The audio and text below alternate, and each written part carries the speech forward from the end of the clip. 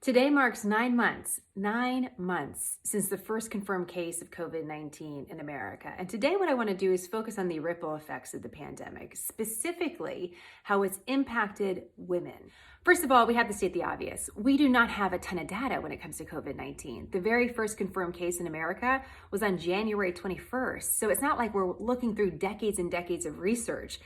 That said, what I'm looking for as a journalist are these tributaries of information, these small streams of information that alone may not mean much, but when they all start flowing into one direction, to one body of research, I sit up and take notice. And what surfaced in this has been the impact of the pandemic on women. So what we've done is put together just a sampling of some of the research that's out there looking at this issue. How have women been impacted by COVID-19? Let's start off with the economy. More than 800,000 women left the labor force last month in September alone. That's about 4 times the number of men. And it could be any number of reasons why someone leaves the labor force. It could be that they got laid off, for example, and they decided that they're going to stay home and homeschool their kids. But the labor force is how we really get a picture of employment in America. So in order to be part of the labor force or even counted as unemployed, you have to want to work, be able to work, and actively seeking work. So if you decided to stay home, again, to homeschool your kids because the schools are closed, then suddenly you're not even counted as unemployed and you're no longer counted as part of the workforce. So the picture of the labor force in America starts to change. Separately, women who have continued to work through this pandemic are more likely to reduce their hours. So women with small children, for example, are 4 to 5 times more likely to have to reduce their hours than men. And when we're looking at the impact of that, we're looking at it from a couple different angles, both for the woman and her career trajectory. We're looking about the impact on the company overall and the success of the company. We're also looking at the earning power of the family and how the loss of those hours can impact the financials of a family. That said, I don't want to paint too bleak of a picture. There are some women who are going to choose to leave their jobs, choose to leave the workforce or reduce their hours and find that they prefer that and are pursuing other dreams. What we're really watching is what is the immediate impact on the economy with the loss of that earning power? How does the job picture change in the immediate? But also, what does that look like years down the line and whether or not it changes the labor force in America for a long time to come? What we're seeing during COVID-19 and the impact on the economy and specifically on women in the workforce is much different than what we see during other cycles of economic crisis. So during past recessions, often it's men who are at higher levels of unemployment going in and out of a recession, for example. And we're seeing something different here. Now, in the banking crisis, credit crisis of 2008, 2009, that crisis specifically hit the banking industry.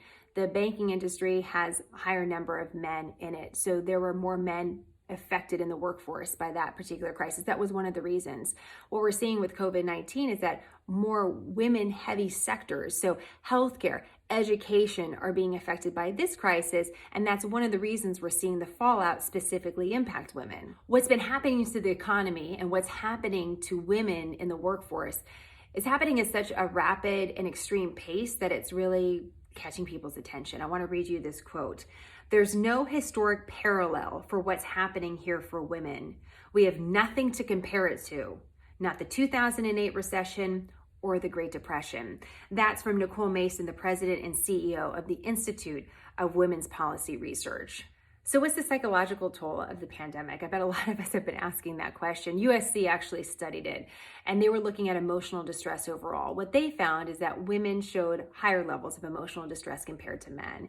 And typically they note that that's the case if you look back on the decades of research that exists on this topic. That said, during this time, women with small children are twice as likely to say that they're feeling a level of emotional distress than men. So how is this affecting us physically? That's another question. Researchers in Israel were taking a look at insomnia, and they found that women were showing double the rates of insomnia compared to before the pandemic, and also about 80% of those surveyed were showing some level of anxiety. These researchers were actually looking at not just women, but their children, and they noted something that they said they thought was interesting, that women, although they were reporting these higher levels of sleeplessness, they weren't reporting that in their children. So essentially, women were feeling the impact, they were taking the brunt of it, but it wasn't being passed on to their kids. So that's just a smattering of the data. And I don't know about you, but I definitely see myself in a lot of it. In fact, I see myself in it just even trying to create this video. Hey, I can't have you screaming out there, okay? Just give me 10 minutes. I just need 10 minutes. Love you. But through all of this, I also see the reason for why I created Smarter News. Women handle so much on a daily basis, and the pandemic is only highlighting that and adding to it. Throughout my career as a journalist, I noticed that a lot of women felt like they were failing to keep up with the news, when in fact, the news was failing them. So I thought if I could create a news source that would really work for this modern, dynamic woman, whoever she is, wherever she is, then it's going to work for other members of her family. And that's exactly what we're seeing. And I think in some ways, the pandemic has helped us become more creative and helped us learn how to deliver better. And we talked a couple weeks ago about how those who confront the challenges, confront the reckoning, are often those that can lead the renaissance, the next cycle of creativity. And I have to remain optimistic about that at this time, that that's the time period we are all in. Who thought on January 21st, 2020, we'd be where we are right now? And we have more than 200,000 people who have lost their lives to a brand new virus that no one has ever seen before. We have millions of families impacted and changed forever. And whenever we're talking about the data or research or the politics or the emotion of the moment, I never want to lose sight of that. So I'm curious about how the pandemic has impacted your life and what you think is one of the biggest ripple effects that may not have been the most obvious at the beginning that you're seeing now. Perhaps you have some smarter tips that you can share with the rest of us. I'm going to put all the research that we discussed underneath this video on our website. If you have questions and comments, as always, let me know, and there will be more on smarternews.com.